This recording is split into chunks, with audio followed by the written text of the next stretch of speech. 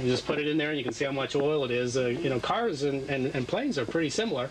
So that's kind of good. Except these are, it's interesting how organized aviation is, isn't it? So a plane can come in, a Cessna 172, and you can go to the computer and get out a microfiche, check out the parts, and go right to the shelf and get the exact part. There doesn't need to be any guessing about it all. You just have to know the model of the airplane, the year, and the serial number. And after you have all that information, it tells you exactly which part you need. Where'd you learn how to do all this? Oh, I worked out in Omaha, Nebraska at another FBO, and they showed me how to do it there. Isn't that where Cessnas were made? That was Beech. They're all kind of similar. Beechcraft is made out there, okay. Yes, they're all kind of similar though. You know, once you learn one, you kind of can figure out all the other ones, so it's not really that hard. Okay, good. Thank you very much. Thank you. Charter aviation. Well, that's where somebody can rent an airplane, call up on the phone, go any place they want to go. Boy, that's really strange. How many people do that? Oh, we do a lot of it. We'd like to do more anyway, but yeah, we do a good bit of it. Our main selling point is the fact that we are convenient, where we can go to probably the nearest airport that gets you to the business you want to go to, and we can go when you want to go. Yeah, that's a neat thing. That's a neat thing about charter flying, isn't it? That if you want to go to the middle of New Jersey, you don't have to go to Newark and hassle with the crowds. You can go right to this small airport and get right to where you're going. That's basically our main selling point, the convenience and the fact that we can get closer to your destination. We can save you rental cars, we can save you motel rooms, places where if you took the airlines, you might have to leave this morning or in the morning at 6:30 in the morning and travel for a half a day and then get a half a day meeting and then not be able to leave until the next day. We save motel rooms and expenses for executives and that type of thing. Anytime that it's almost the same as in the trucking industry as hot freight, that's what we do. That's incredible. And you fly planes like we're in front of right now at Beech King Air. I know that you have some Citation jets around here and Lear jets. How'd you learn how to do all that sort of stuff? What do you have to do to be able to do that? Well, personally, I went to the local airport near my home and took an introductory flight, basically. It was back in 1965, as a matter of fact, and I soloed my first airplane in 66. I got my private rating in 66 and just worked my way through. That's incredible. So you just walk to the airport, get your pilot license, and you keep on going. You get to be a commercial pilot, and ATP and charter and 135. You get to learn all that neat stuff. Well, it happens that way. It takes a lot of time and money. It's not just that simple, but I spent a lot of time scrubbing the bellies of airplanes and waxing airplanes and mowing grass on the airport to pay for it, and I was lucky.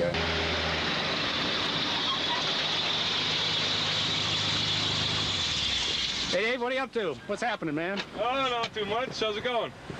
Good, good. As you know, we're trying to figure out what people do for a career in aviation. What have you been doing? This is a line service, it's called. Yes. Well, we do just about everything. We fuel, clean planes, you name it. So you fuel them up, you move them around. Sometimes you got to get a plane from over there to over there. Yeah. Some of these airplanes are pretty big, and so it takes one of these tugs Yeah. to hook up and move them around. Yep. What do you have to know for this job? I know there's different kinds of fuel, isn't there? Oh yeah, there's 100 low lead, which is right over there. That's for piston planes. And there's jet, which is for turbine or jet engines. You know, it's like kerosene. Yeah, two kinds of fuel, basically. Right. We have fuel for reciprocating engines or piston engines. Yeah. And then we have jet fuel for turbine engines. Yeah. So that's interesting. How'd you learn about all that stuff? Well, how'd you get this job? You just, walked into the door one day? Well, I've been around here for quite so many years and figured, well, very interesting. So I decided to give it a shot, got in here, and I like it. Here we are in Ground Zero. We finally made it, where everything happens. We're in the office here of Mr. Schilling, Mr. Richard Schilling, and what do you do here? I've always wanted to know that. What do you do here, Dick? Sometimes I wonder that myself, Tom. The old saying, the buck stops here, and I guess that's a true statement. You mean there's money in here? Sometimes it gets pretty lonely at the top. I guess I'm one of them rare people that my avocation and vocation are the same thing. Airplanes and airplane people and people who love airplanes. Since man crawled out of his cave and looked at those birds, he's wanted to fly, and man still has those same loves and desires. The one question or comment that I probably get most frequently when people say, "What do you do?" and I say, "I work at the airport." I say, I always wanted to fly, but I have children, I have college, and then a whole myriad of excuses why not to fly or why they don't fly. But the people that we deal with have overcame all of those objections and proudly say, I fly, and are taking lessons.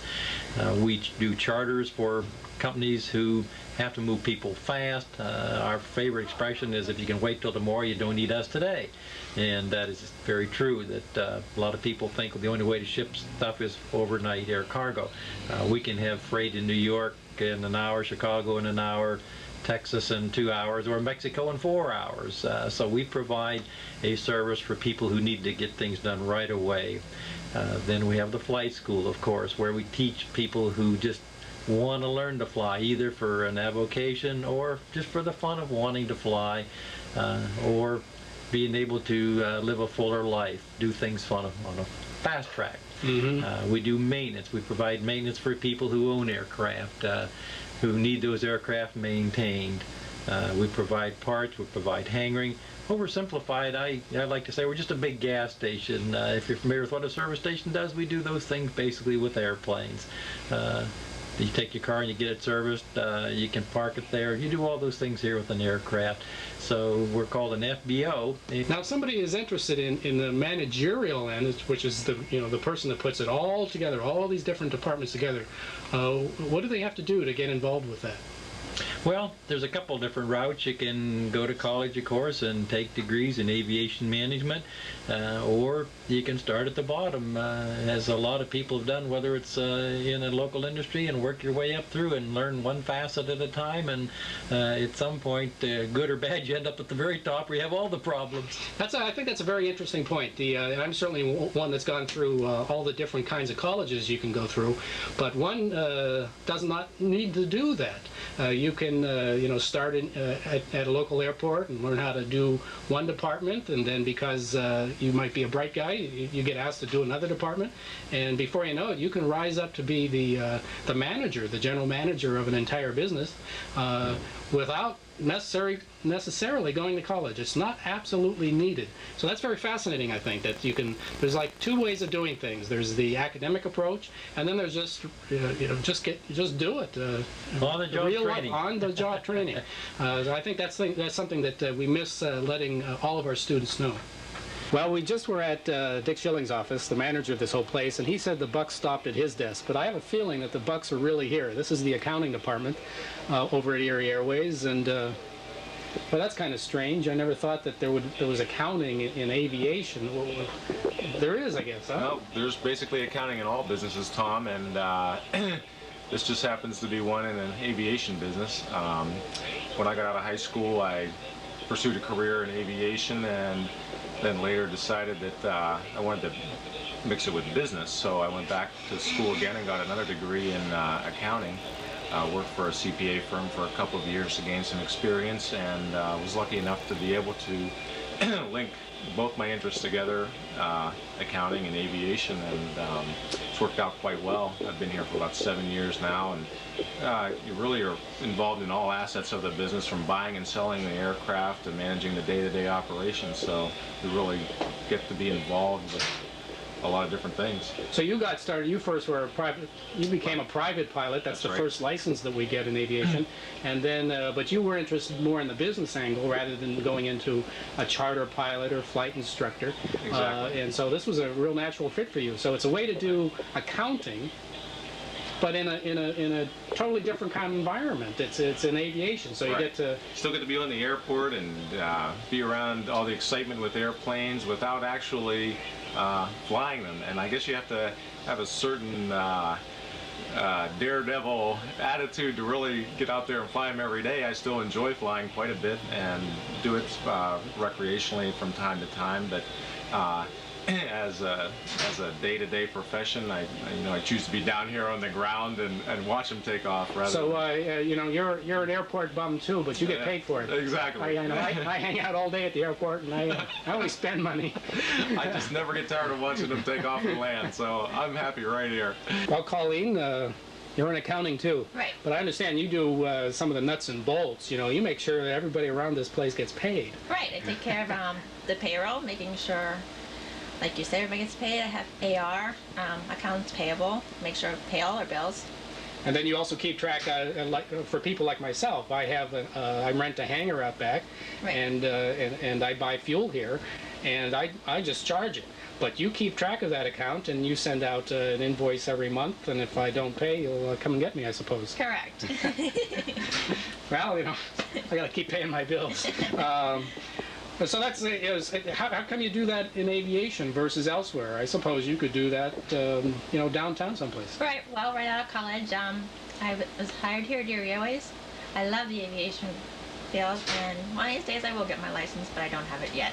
You have an interest, though. Yeah, I do have the interest. Good. One of these days. Well, this is my first time up in Erie Tower. I've been flying here for about a year now, and I'm still here. It's kind of neat up here. You get to look around all 360 degrees. You see all of the runways of the airport. Erie Airways is over that direction, and downtown Erie is over in that direction. So you really get a neat bird's eye view. The newest controller just started here, huh, Toby? Well, I've been here for quite a few years, but I'm the most recently checked out as what they call full performance level status. Basically, I'm a journeyman now, and nobody's over my shoulder. I make all the calls. So this is something I know very little about. Right. So in fact, there is a very formal program to become an air traffic controller. That's a license even, isn't it? Right. The training is quite extensive. The training program initially starts out in Oklahoma City, where they put you through a rigorous training program. It's most likely will be the hardest thing that I will ever do in my life. I always remember it with fondness. And And you have to take that big test. There's a really thick written test, isn't there? well, it's a practical test, and then there's a written test. Mm-hmm. It's basically broken up to different academic cells. And once you do get to the facility, they do have a structured training program already set in place. And basically you walk through the program, and at different points of your training, you get evaluated in different benchmarks.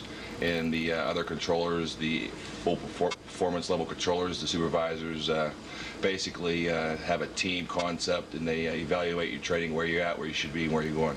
So there's that Oklahoma City, Oak City training. That's Right. kind of like almost like the Federal. academic part, the federal part. Right. And then you go out to a site like Erie, and there's training requirements here. Right, what they call in the field. Okay. And then and you've passed all that. You're now Right. you actually get paid for this too. I'm a card-carrying member. Card carrying, great. Yeah. Don comes to us. He before he came to Erie, he was in Rochester. So another similar facility like this, but there probably are some differences. Oh, yes. As far as the level facility, traffic-wise, it was the same. For me, it was an in-grade move from Rochester to here.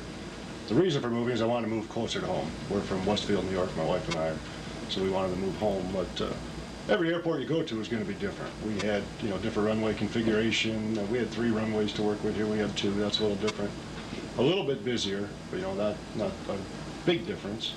We had a different type of airspace, the way it was regulated. But as far as the job itself, it's the same. When you talk to pilots, you say the same things here as you say in Los Angeles, as you say in Texas, or you say anywhere. So. Yeah, call me when you get to the. Right. The phraseology is the same. The job's the same. It's a lot easier for me to come in here than someone just off the street. And I come in here, and from the time I got here, it took me maybe 2.5, not more than 3 months to become an FPL, where someone new might take a year or more. What's that mean, FPL? That's full performance level. When you first come here, you have to check out on every position. When you get all checked out on all of them, then you're an FPL, it's called. Now you mentioned an interesting situation that when you work with the FAA, while we have Erie Tower, we've just talked a little bit about Rochester Tower, while all of the major cities have a tower, and you moved to Erie to be closer to home. Well, if your home was actually in San Francisco, you could have moved there too. You could bid on a job there. See, that's what I did here. This was an in-grade move, so it's not really a bid. I get a hold of the manager here at Erie and get a hold of my manager in Rochester and say, I'd love to go to Erie if I could. And they'll say, well, if we can get rid of it, let you go. If Erie's willing to take you, we'll do what we can. I had to pay for my own move. Everything, the government won't pay for it. I had to pay for selling my house and all that. Now, if I wanted to go to San Francisco, a place busier, a higher level, and they had a bid out, it's called, I could bid on it. Now, if San Francisco decides to pick me up, say, yes, we'll take Mr. Shepard. Come on down, be here September 30th. In that case, it's a promotion. They'll pay. They'll pay to move you. They'll pay to help sell your house. And that's how you... Well, that's why I'm focusing on that is that's a very interesting option because it is a very organized and coordinated sort of career. Once you have your card, your card-carrying controller, you have that option to move around depending on if there's space available. And money's the main thing. If the money's available, the government has the money to pay for the moves. That's the main thing.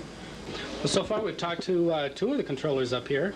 One of the guys just showed up on the job and got qualified. The last one we talked to, he's been here for several months, but he worked someplace else before he got here. So he has a lot of experience. But Bob Ward is one of the controller supervisors here. And so it's probably almost like good, better, best. You've been around a little bit longer, and you've been around more situations. Well, I've been here 12 years today, as a matter of fact. So that's the way you do progress through the ranks. And what do you do different? Do you still work on the radios? We're still required to maintain our currency, so we have to work the positions a certain amount of hours every month, either in the tower or down in the radar room. That's, it's very interesting. When you talk to very organized careers, you hear certain little twists, and so you just said something about currency. That means to maintain essentially your level or your abilities, you have to actually make sure you keep current. You have to almost like log time. That's correct, we do. And so that's very fascinating. A lot of people don't have to do that, but since controllers have such a responsible job, we've got to make sure that they can handle all the different parts. That's correct, and we're required so that we know what's going on in the positions every month. That's why we're required to maintain the currency. And then do you have to you get involved in the managerial sort of things, making sure who's on what shift or your shift? Not so much the assigning of the shifts, but what a supervisor, for instance, I may manage between 5 and 10 people on a crew, and I'm responsible for making sure that they get their breaks, that they're not on a position any longer than for 2 hours, that they get their lunches in during that time, and if anything goes wrong during the shift, then I'm the guy that they have to come to. Well, we're down in the office area now. We've already seen the tower area, but we're right down here. It looks very much like a normal business area. You've got some computers here. You've got lots of notebooks. You've got some new computers sitting there. But Dana, you specialize in the training of the people here. Right. What does that entail? Does that means after they've left Oklahoma and they first join Erie? They come back here and we look over the maps and our different ways we do things here. We have standard operating procedure, SOP we call it. We go through that. This is how we've accustomed everything here at Erie, and we go through that. And that is the actual classroom. Then at that point, they go out onto the floor where they get more trained from what we call OJTIs, which are their instructors. On the job training instruction is what takes place then. It's not only just, I don't only just train the new people, I also keep the FPL that we've talked about, full performance level. The recurrent training. Right. Anything that comes in, we constantly have changes that we have to keep them updated on. We have what we call air traffic bulletins that come out with information on it that they have to receive and be trained on also. Now, it's difficult to really grasp exactly what somebody needs to be trained on, but some examples. I know one example is when the traffic is coming inbound, let's say from Pittsburgh, there is a preferred route that you bring them in, that you put together based on sometimes noise abatements, right. Sometimes just terrain clearance, right. And so that is a peculiar thing to Erie. There's a certain way to arrive at Erie Airport. we have, there's certainly antennas that we have to be concerned with, because we can't descend the aircraft down into the antennas. That, is our main goal, is to keep them separated from not only other airplanes, but obstructions as terrain or antennas or what have you. So that's one thing they learn, is they learn how low can we descend an aircraft in this area, and how high, can they climb or what have you. What's it like here? We're right along the lake here in Canada. Does that ever pose a problem of any sort, flying so close? No, it doesn't. Matter of fact, we actually own airspace in Canada. They have delegated that airspace to us. So we, matter of fact, Lone Point, Canada is in our airspace, up to 10,000 feet. You say own. That's a. What you mean by that is that the airspace across the world and the United States is kind of like partitioned up. Right. And so when particularly instrument traffic, IFR traffic, is flowing around, if it comes within a sector, Right. They got to be talking to you all here. Right, exactly. And usually a center is the one that decides that. They own all airspace, and they say, here, we'll give you this to work your airplanes in, and they delegate it to us, which, we work back and forth and say, could we have this airspace to run this operation or so forth. Well, we're getting an incredible chance here today to cover the entire range of the air traffic control tower here at Erie International Airport. It's been neat to get up and to see the tower, to look outside the tower, talk to the controllers up there. Then we came downstairs and talked to one of the trainers to gets and keeps everybody up to speed. We're now in the office of the director of the tower here, Mr. Al Reale.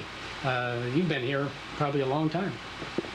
I've been in Erie. I came here in 1988. 1988. So you've been here only since '88, but you've been in this field probably your whole life. 1959, January 12th. 59. Yes. Been in air traffic control. And somebody told me one time that you were in the New York area. I was in the New York area, the regional office. During the strike in 1981, I was assigned to New York Approach Control, located at the Tracon, we call New York Tracon. I worked as a flow controller at that time during the strike. Then I was reassigned back to the regional office, which is located at Kennedy Airport. And from there, after a period of 10 years in the regional office, I decided to come back out in the field, and I took the Erie manager's job. So it's interesting. Every time, it's just a recurring theme to me, since I don't work in this area, is that every time you talk to somebody that has worked in the area, it's very clear that there's a hierarchy there, and very organized, various grades of jobs, various kinds of jobs, and lots of recurrent training to make sure everybody's up to speed in what their jobs are.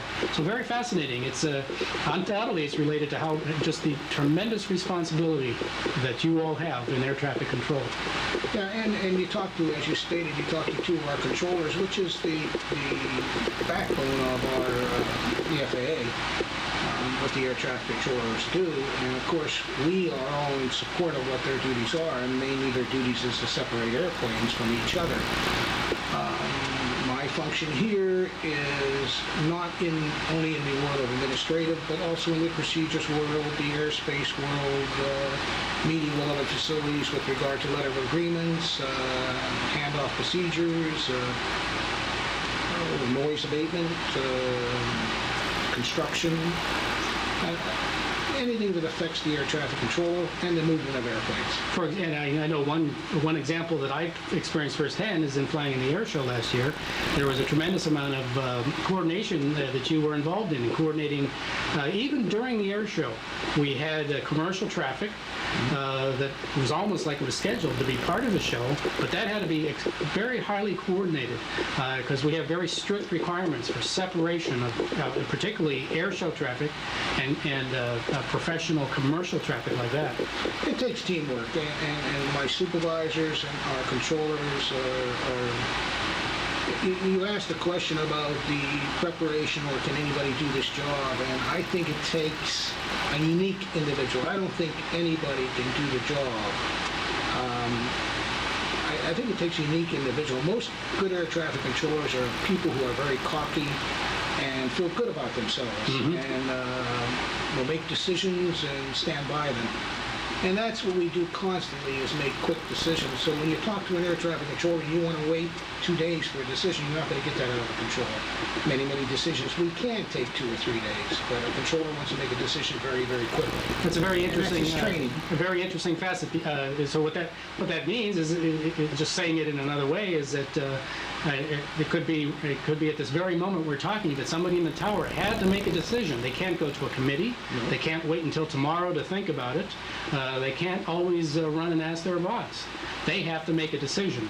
Of course, they're prepared to make that decision, but they have to have the kind of like the mental energy to stand by that decision as well. This is true, and their preparation to make these decisions, of course, is in the training.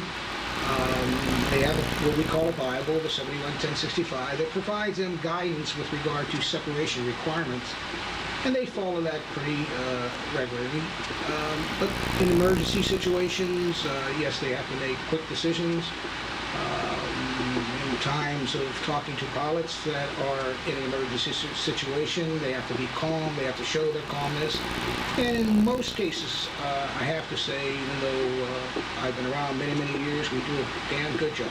You actually have a responsibility in your job to plan for the future so that you have the proper head count. So you're sure that you have enough people power to operate your requirements here. Not too many and not too few. If you have too few, you don't meet the need of the aviation community out there. If you have too many, you're wasting taxpayer dollars. So that's a very important part of your job here. And right now, it's a big concern. Right now, we're in a streaming down the FAA, cutting positions because the president had mandated that we're going to reduce the federal government. I can't recall the percentage, but that includes the FAA. And so we're looking at ways now to cut it down. And mainly where we're cutting, first instinct or the first thrust is middle management. Middle management is basically not the first level supervisor you spoke to, and not me. It's the guy in between at our major facilities. This is really kind of an incredible event here. We're at the airport director's office. The airport director. That's an incredible thing to comprehend. Rosemary here is the airport director. Yeah. What does that mean? Well, on any given day, it can mean a whole lot of different things. Yesterday, for instance, I spent a lot of time planning. We're looking at a new terminal, and we need to figure out how to do that. In order to plan, we have to evaluate things like, well, what are the forecasts, some statistical information that we need. We also have to do such mundane things as figure out what kinds of substances we'll put on the floors that will be easy to clean.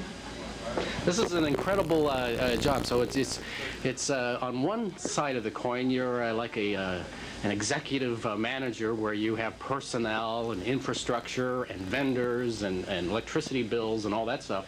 But on the other hand, you represent essentially the city of Erie, don't you?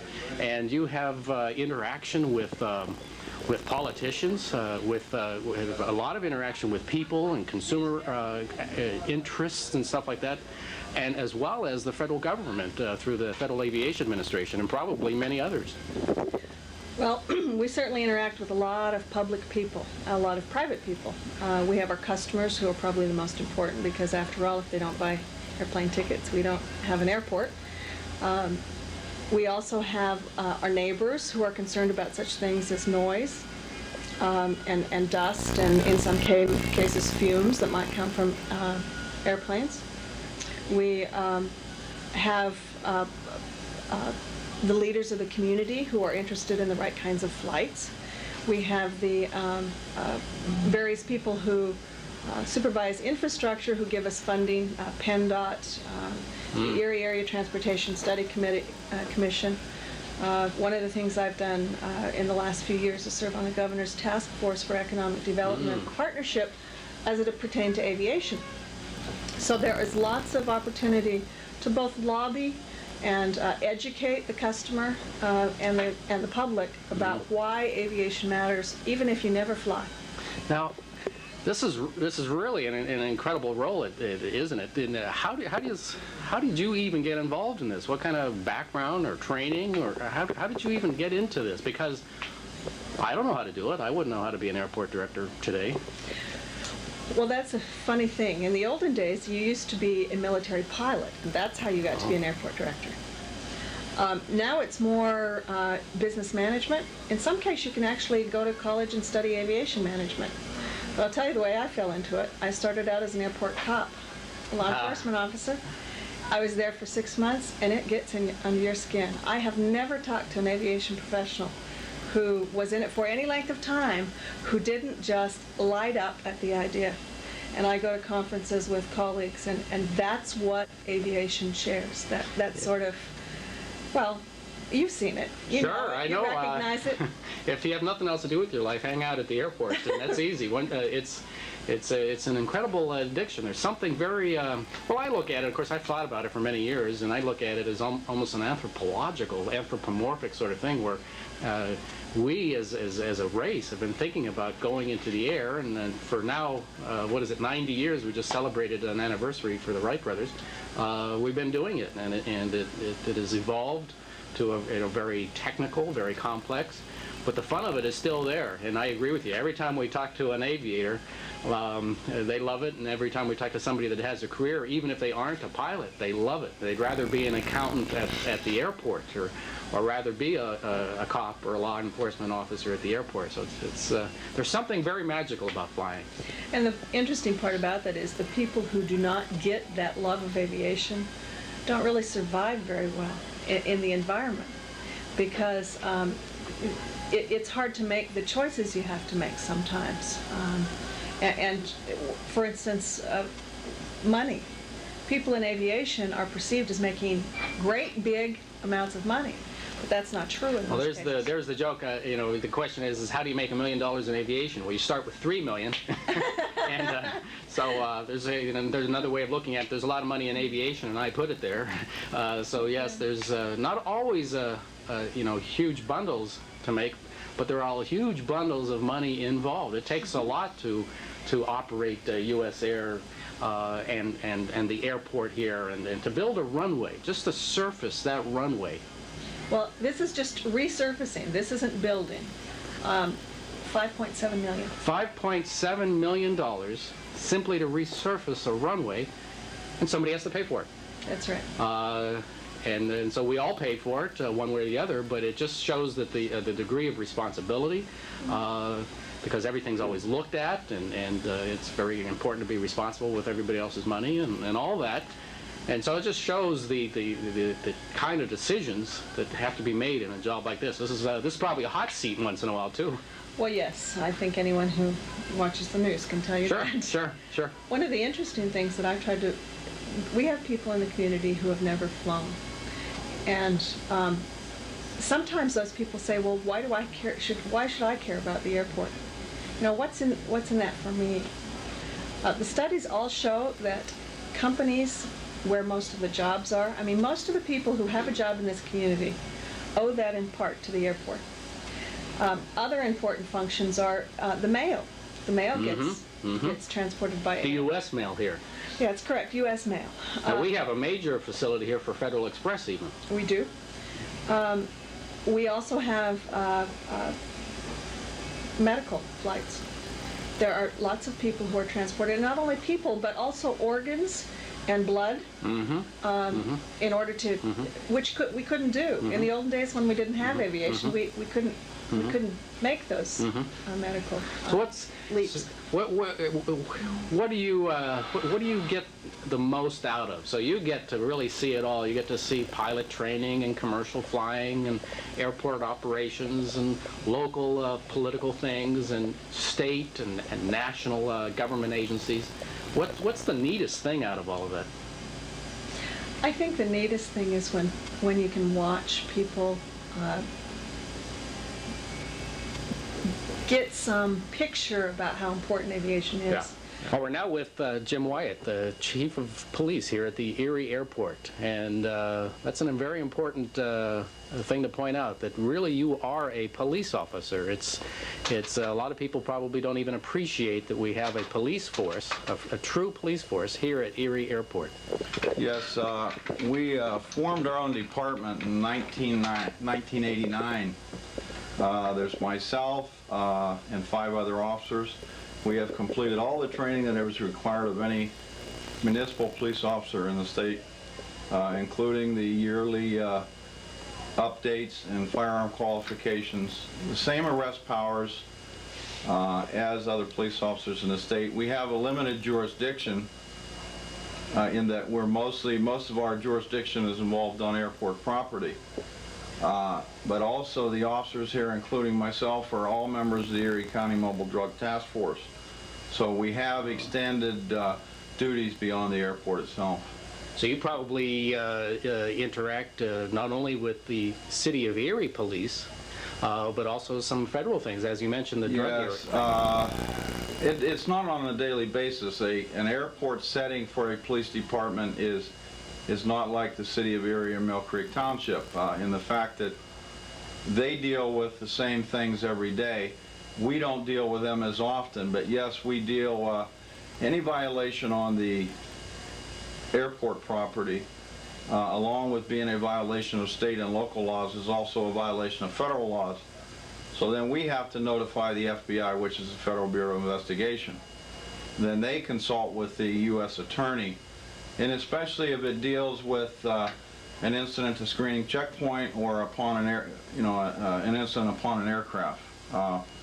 Then it becomes a federal offense on top of the local laws that may have been violated. Yes, we deal with the to give you a little brief rundown, we deal almost on a weekly basis, maybe with sometime the Secret Service, the State Police, Erie County Sheriff, Milcreek Police, City Police, just about any law enforcement agency that you can think of. We also deal with Customs, which has their operation here at the airport. That's right. So we are an international airport. We are an airport of entry, primarily probably for people coming in from Canada. Both ways, and Customs recently, within the last year and a half, I believe, moved their entire operation out of the U.S. courthouse there at 7th and State, where Customs is based here. Oh, so their main office is here at the airport. We're here with Rick Roby, Chief of the Firefighters out here at the airport. Boy, this is something. We're in a big hangar. You have 3 fire trucks in here. We see some of your firefighting uniforms back here. Pretty neat. All the helmets up there with the face shields. The hoods. So this is really incredible. How did you get involved in all of this? Well, I was with one of the volunteer fire departments out in the county for about 22 years. And I always had an interest in the fire service and everything. And the airport fire department's kind of unique. It's a little bit different than your regular structural firefighting. You've got a large amount of fuel that's carried on an aircraft. You also have a severe rescue problem with an aircraft. An aircraft incident is to a magnitude that you really don't understand until you actually get involved with one, due to the amount of passengers and that's carried on a plane at one time. Air travel is still your probably safest way to travel. Mm-hmm. It's just when you hear of an aircraft incident, there's such a large number of injuries, fatalities, whatever the case may be, and that's because you have so many people grouped together at one time. What we have to deal with here as far as the airport fire department goes is we have complete responsibility for any type of incident on the airport property, whether it be an aircraft incident, a grass fire, fuel spill, whatever the case is. A lot of what's being played into this now is a lot of hazardous materials problems. Okay, that is getting to be a real heavy aspect of any type of an aircraft incident, fuel spill, anything of that sort. Because of the fire, you have the runoff from the fire, which is now considered a hazardous material. That all has to be collected. So you have a problem with not only the fire, but now you also have a problem with the hazardous material incident by itself.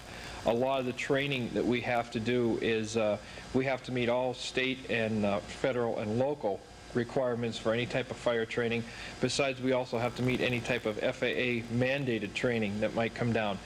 They have a certain spec that they require that you follow, along with whatever the state and local governments might have that you would have to follow. So it's a little bit unique in the sense that you have several different authorities that you have to follow the regulations and what have you. The operation that we have here at Erie International is that our maintenance people here are also the fire department here, along with the public safety officers who are cross-trained as far as firefighters also. So you're carrying several roles here, and it makes it for a very interesting job. That's probably one big difference between firefighting, let's say, in the city of Erie or in Milcreek. Here, a firefighter may come from the maintenance department or in the security department. Right. A lot of cross-training, and that means that it's a little bit more diverse. People get to wear many different hats. Yes, it's very interesting. Now, some of your larger airports have their own fire staff, that's what they're designated to do. Due to the size of our airport that we have here, we can do the cross-training in that.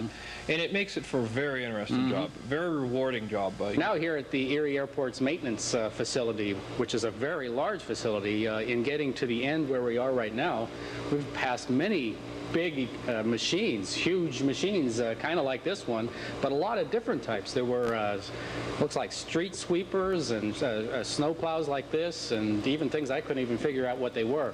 We're here now with Don Buttons of the airport, and he's in charge of all this maintenance.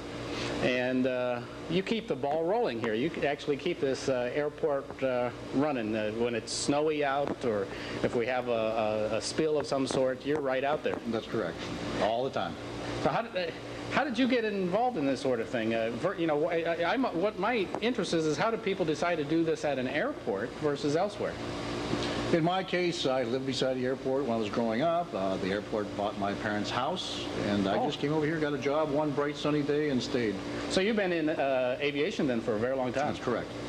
20 years to be exact. 20 years, 20 years. So you were the boy next door, and... Yes, I was the guy that was next door, right? Yeah. How much do you get up and fly? I did a little bit. I tried to get my license. I got married, ran out of money, and did not pursue it. That's one of the problems of aviation. It costs a little bit of money. I soloed, lost a little. Little Washington Airport one morning. Got that far into the solo thing. Yes. So let's see. So what kind of equipment is actually here? I mentioned a couple of them. Look like sweepers, and here we're in front of a snowplow. We have some rather large snowplows. This one here is a 20-foot snowplow. The other ones are rollover snowplows with wing attachments. We have two blowers. We constantly have to blow snow off. We can't just plow it over to the side and leave it there. It has to be blown dispersed evenly across the field. We have runway brooms, which are dedicated to the runways, which broom and also have a blower in the back to blow off any loose material that's on the runway. Well, that's how many people does it take to run all of this? At the present time, we have a 7-man rotation to keep the airport going. That's on a 24-hour basis, 7 days a week. Well, that's incredible. I just am so impressed, I guess, in seeing these gadgets because they're so large. I mean, look at these tires. I mean, they're as big as we are. How many of these big gadgets do you have? Right now we have 7. 7. Okay, so we saw all of them walking through this large hangar here. Right. And we're right on the runway. And correct. Do you get to drive these yourself? Occasionally. Occasionally. I've done it for many years. I don't really miss it anymore. Yeah. You let the boys do it or something? That's correct. And they're all good at it. You have to be concerned about what you're doing here. You're constantly working under pressure. You're constantly in control from the tower, looking for landing aircraft, so forth and so on. Well, we're finally getting to meet a flight instructor. One of the first jobs you get as a pilot in aviation is to become a flight instructor. You get to teach other people what you love to do so well yourself.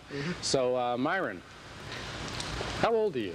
Well, I'm 19 right now, and I'll be 20 in February. So you're pretty young, and you just got out of high school last year. And when did you learn how to fly? Well, I started taking flight lessons here when I was 15, and I soloed about a week after my 16th birthday, and then I flew as a student for a year after that and got my private certificate on my day after my 17th birthday, and I've just been picking up all these little ratings along the way. Sure. So you're allowed to solo an airplane when you're 16, and then you can get your pilot license, your private pilot license when you're 17. Right. And then you've gone on, you have your commercial license. Right. I got my commercial, my instrument, my flight instructor, instrument instructor, multi-engine, and multi-engine instructor ratings. Yeah, just the $10,000 package. Yeah. So now you're working to teach people how to fly. How many students are you working with right now?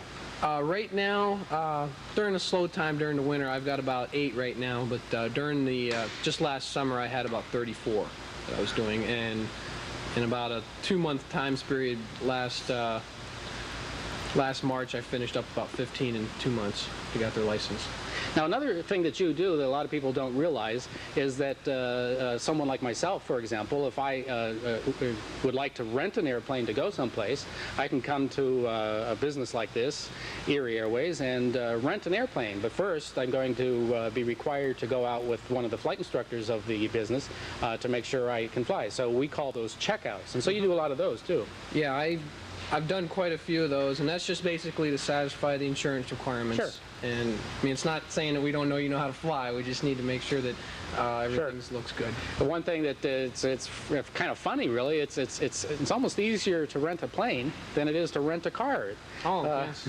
All we do is if you got a flying license, that's great, and write out the check, and then we go out and fly, and that's it. So what's next? So you've been flight instructing now for what, about a year or something? Almost 2 years now. Oh, 2 years. And hopefully, I'm going to start back into college here shortly, and hopefully for an airline job here down the road, a corporate job. So what? There's a certain sequence of things that pilots go through. You know, you get a job, you start working typically as a flight instructor. You might do a little charter sort of flying for 2 kinds of reasons. One, to build time. The other one to expand your skills and your abilities and kind of your outreach of flying. And then there's 2 major directions a pilot can go. One is a corporate pilot / charter pilot, and the other one is airlines. And you're more interested in the airline direct. Well, right now, the way the economy is, I'll be happy with anything I can get. But the airline job, if you're looking to get paid good, really good, would be an airline job. Yeah. You know, you could get a captain who's been flying for American for 20 years, and he's pushing $150,000 a year. Yeah, nice. You know? Nice work when you can get it. Yeah. Wow, that was really something. We talked to 17 people. Now it's only 17. Look how much we learned. We're going to cover now a variety of careers. Of course, the easiest one, of course, is pilots. You know, we all think about aviation in terms of pilots, and there's a variety of pilots. The airline pilots come easiest to mind. But there's also test pilots and military pilots, charter pilots, corporate pilots. Some of these jobs pay pretty well. The airline pilots, they can get up to $150,000 a year. A variety of services in aviation. Boy, mechanics, that's an interesting degree you get and license you get. Meteorology, learn all about weather and forecasting weather. You can go to work for a TV station, or you can work for the government and get involved with forecasting our weather. And a variety of people that help us keep the planes going in terms of repair. Boy, and think of other sort of things, too. There's advertising agencies, advertising that needs some aviation shots, so you can go to the airport and kind of line up the shots for the movie you're going to make, things like that. Engineers to put planes together and design new parts, new technologies that are underway right now. Air ambulance. Here in Erie, we have a very active air ambulance business, very helpful to all of our health. Nurses and doctors, many of them specialize in this field. Something I've done a lot with is photography, being able to take more or less daring sort of photographs and video from airplanes in flight, doing formation and aerobatics and things like that. There are a lot of magazines in aviation, and so they always need writers and photographers. There's a lot of new technologies, and therefore there's needs for chemistry people, computer people to do some computer-aided design, architects for aviation-related structures, for example, to be able to efficiently house our airplanes. A lot of manufacturing, believe it or not. Even though a lot of aviation has gone down, there's a big surge in high-tech parts and the whole new radios that are out now. There are large magazines with pilot accessories, and so it gives opportunities for people to come up with a little bit of creativity to come up with some products to sell nationwide.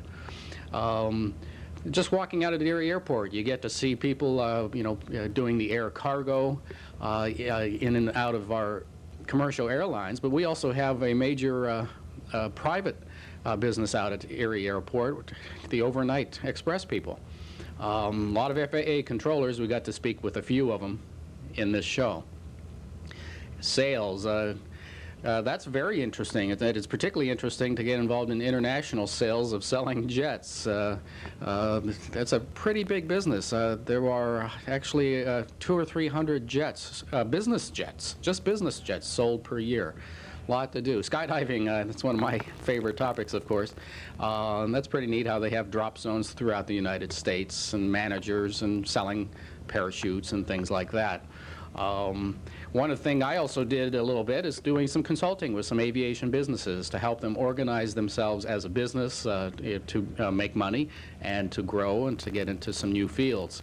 Import-export is kind of interesting. I helped some friends of mine. They used to rent 747s and transport lots of stuff worldwide for their clients.